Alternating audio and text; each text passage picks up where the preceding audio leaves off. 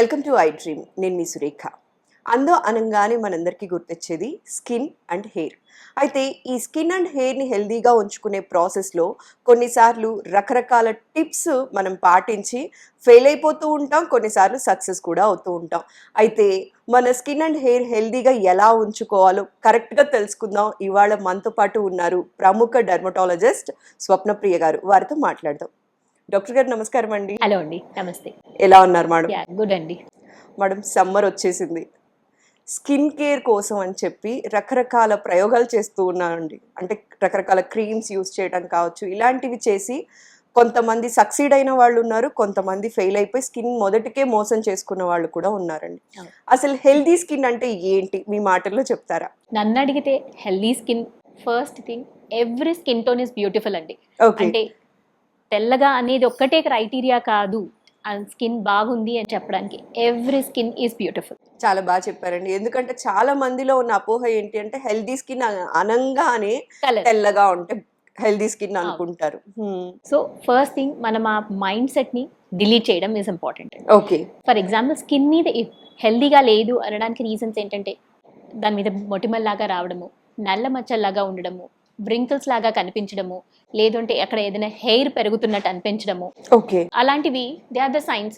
మీకు ఏదో స్కిన్ లో ప్రాబ్లమ్స్ ఉన్నాయి అనిపించేవి, అది problems on the skin issues where you need to meet the skin doctor. లేదంటే మచ్చలు. ఇప్పుడు కామన్ ఫర్ ఎగ్జాంపుల్, కొంతమందికి ఏదైనా ప్రోడక్ట్స్ వాడి దురదలాగా రావడము, ఎర్ర మచ్చలు అవ్వడము, లేకపోతే ఊజింగ్ లాగా అవ్వడము, బాయిల్స్ లాగా అవ్వడము, అలాంటివన్నీ different type of skin problems.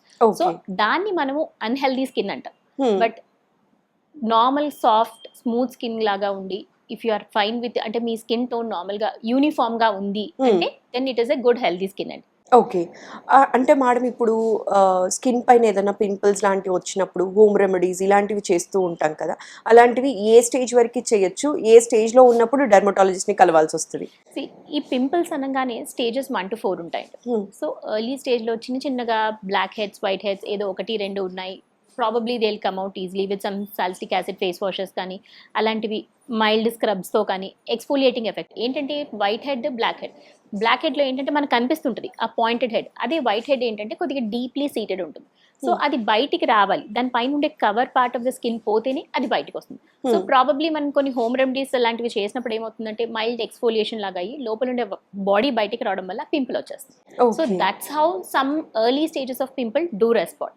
కాకపోతే ఇప్పుడు డాండ్రఫ్ ఇష్యూస్ ఉన్నాయి, you are not correcting that problem, అప్పుడు పింపుల్స్ ఎక్కువ వస్తాయి. పర్టికులర్లీ ఫోర్ హెడ్ ఏరియాస్, ఈ కార్నర్స్ ఆఫ్ ద ఫేస్, అలాంటివి. ఇంకొంతమంది ఉంటారు ఫేస్ వాష్ అస్సలు చేయరు. పిల్లలు ఇప్పుడు ఫర్ ఎగ్జాంపుల్ స్కూల్ నుంచి వస్తారు, అసలు వాష్ చేసుకోరు. అలా ఉన్నప్పుడు ఆ చిన్న రీజన్స్ కూడా వాళ్ళ పింపుల్స్ ఎక్కువ అవుతుంటాయి. ఆర్ వాళ్ళు జంక్ ఫుడ్ ఎక్కువ తీసుకుంటుంటారు. కొంతమందికి మిల్క్ బేస్డ్ ప్రోడక్ట్స్ ఎక్కువ తీసుకున్నప్పుడు పింపుల్స్ ఎక్కువ అవుతుంటుంది.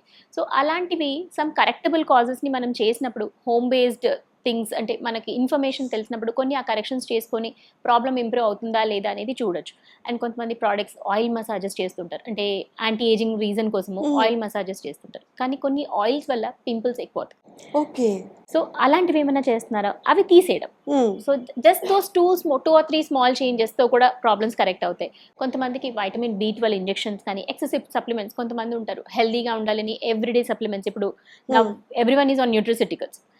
రొటేషనల్ గా కాల్షియం వేసుకుంటున్నారు, B12 వేసుకుంటున్నారు, వైటమిన్ D వాడుతున్నారు. అలా excessive intake of vitamin B12 కూడా ఇలాంటి ప్రాబ్లమ్స్ వస్తాయి. Okay. Or for example period postponement tablets తీసుకున్నారు కొంతమంది.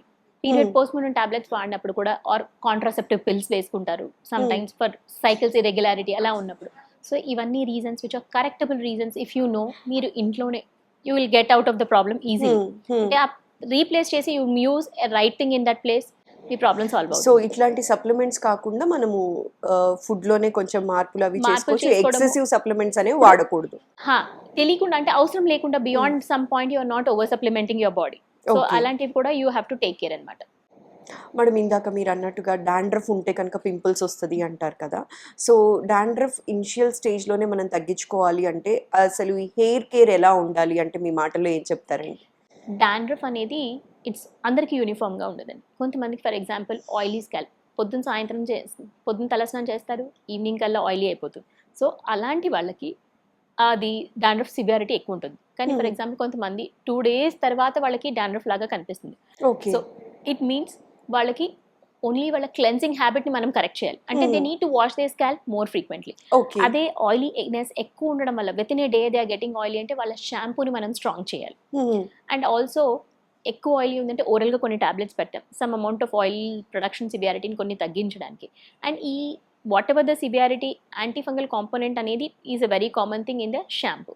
కానీ యాంటీఫంగల్ కాకుండా అడిషనల్గా there will be some compounds like coal tar based, salicylic acid based అలాంటివి ఉంటాయి which we can Okay. Sulphur, zinc pyrithione అలాంటి different components are available for anti dandruff properties and so సివియారిటీని బట్టి we have to choose to correct. ఇప్పుడు dandruff అనగానే అందరూ అనుకుంటారు నా ఫ్రెండ్ వాడాడు నేను ఆ షాంపూ వాడాను కానీ నాకు తగ్గలేదు. But your severity is more which is not just corrected with an antifungal component.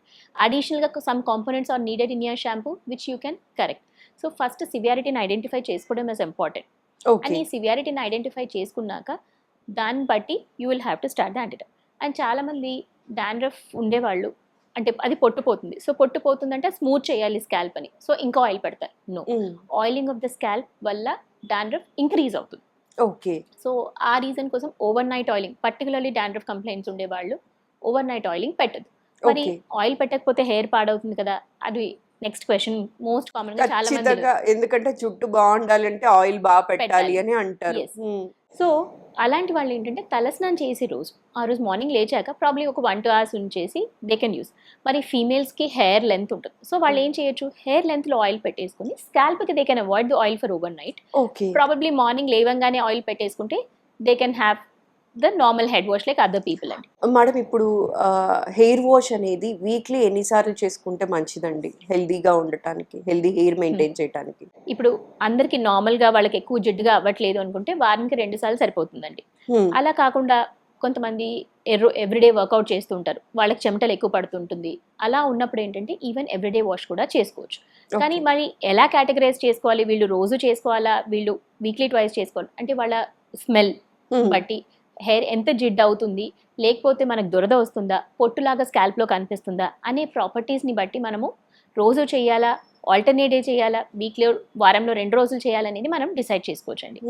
So ఎవరైనా పర్వాలేదు, కానీ మనం ఈ కేసెస్లో షాంపూని ఎలాంటిది వాడాలనేది చేంజ్ చేసుకోవాలి. ఓకే. సో ఎవ్రీడే చేసుకునే వాళ్ళు ఏంటంటే మైల్డర్ షాంపూ యూజ్ చేసుకోవచ్చు. సల్ఫేట్ ఫ్రీ, పారాబెన్ ఫ్రీ ఉండేవి తీసుకుంటే హెయిర్ మీద ఎక్కువ డ్యామేజ్ లేకుండా ఉంటుంది. అదే ఎక్కువ వీక్లీ ట్వైసే చేసే వాళ్ళు ఏంటంటే క్లెన్సింగ్ ప్రాపర్టీ బెటర్గా ఉండేవి చూస్ చేసుకోవచ్చు. అండ్ డాండ్రఫ్ కోసం యూజ్ చేస్తుందంటే ఎవ్రీడే, యూజువలీ డాండ్రఫ్ కోసం యూజ్ చేస్తున్నాము బట్ ఎవ్రీడే వాడుతున్నామంటే అవసరం లేదండి. ఎవ్రీడే యాంటీ డాండ్రఫ్ షాంపూ అవసరం పడదు if you are properly maintaining the scalp. Weekly ట్వైస్లో మనకి యాంటీ డాండ్రఫ్ షాంపూ వాడుకుంటే సరిపోతుంది. ఆర్ ఎక్సెసివ్గా ఉంది అంటే ఓవర్ నైట్ కూడా యాంటీ డాండ్రఫ్ పెట్టుకోవడానికి లోషన్స్ ఉంటాయి, అవి డాక్టర్ అడ్వైస్ ప్రకారం వాడుకుంటే సరిపోతుందండి. So these are the things. అంటే మనకి ఎవ్రీడే అని కాదు, బట్ ఆఫ్టర్ కేర్ కూడా ఇప్పుడు ఎవ్రీడే చేస్తున్నారంటే ఖచ్చితంగా కండిషనర్ వాడుకుంటే బెటర్. బికాస్ షాంపూ వల్ల హెయిర్ పైన ఉండే ప్రొటెక్టివ్ లేయర్ క్యూటికల్ అనేది కొద్దిగా డ్యామేజ్ అవుతుంది. అది మనం కండిషనర్ యూజ్ చేసినప్పుడు రీసీల్ అయిపోతుంది. సో హెయిర్ షాఫ్ట్ అనేది డ్రై అవ్వకుండా షైనీ సిల్కీ అనేది మెయింటైన్ అవుతుంది. సో షాంపూస్ ని సెలెక్ట్ చేసుకోవడము మన హెయిర్ టైప్ ని బట్టి మనము వాష్ చేసుకోవచ్చండి. కానీ ఎవ్రీడే చేయడం వల్ల ఇంక్రీజ్డ్ హెయిర్ లాస్, నాకు అవుతుంది నా ఫ్రెండ్కి అది పని చేయట్లేదు అనేది ఈజ్ కంప్లీట్లీ డిఫరెంట్. ఒక్కొక్క పర్సన్కి ఒకలాగా ఉంటుంది అనమాట. ఓకే. అయితే మేడం ఈ హెయిర్ కేర్ గురించి చాలా క్లియర్గా చెప్పారండి. అయితే మామూలుగా ఇప్పుడు మీరు అన్నట్టుగా షాంపూ కానీ కండిషనర్ కానీ మన హెయిర్ని బట్టి సెలెక్ట్ చేసుకోవాల్సి ఉంటుంది కదా. సో జనరల్గా యాడ్స్ చూసో ఫ్రెండ్స్ వాడుతున్నారనో మౌత్ ఆఫ్ పబ్లిసిటీ వల్లనో వాళ్ళు వాడారు నేను వాడతాను అని చెప్పి వాడుతూ ఉంటారు కదా. ఇలా కాకుండా షాంపూ అండ్ కండిషనర్ ఎలాంటివి సెలెక్ట్ చేసుకోవాలనుకో డెర్మటాలజిస్ట్ సజెషన్ తీసుకుంటే బాగుంటుందంటారా? కండిషనర్స్ ఫర్ ఎగ్జాంపుల్ నేను over the counter conditioners definitely వాడుకోవచ్చు అండి. కానీ కొంతమందికి ఎక్సెసివ్లీ ఫ్రిజ్ హెయిర్ ఉంటుంది, అంటే చాలా డ్రైగా ఉండడం, అంటే ఆ హెయిర్ ట్యాంగిల్స్ లాగా అయిపోవడము, అంతే పట్టుకుంటే రఫ్గా అనిపించడం, అలా ఉన్న సిచ్యువేషన్స్లో డెఫినెట్లీ మెడికల్ గ్రేడ్గా మనకి కండిషనర్స్ ఉంటాయి. సో ఆ కండిషన్ని మనం సజెస్ట్ చేస్తూ ఉంటాము. సో ఈ కండిషనర్స్ని అండ్ కండిషనర్ యూజ్ చేయడం కూడా దెర్ ఆర్ డిఫరెంట్ వెరైటీస్ అండి.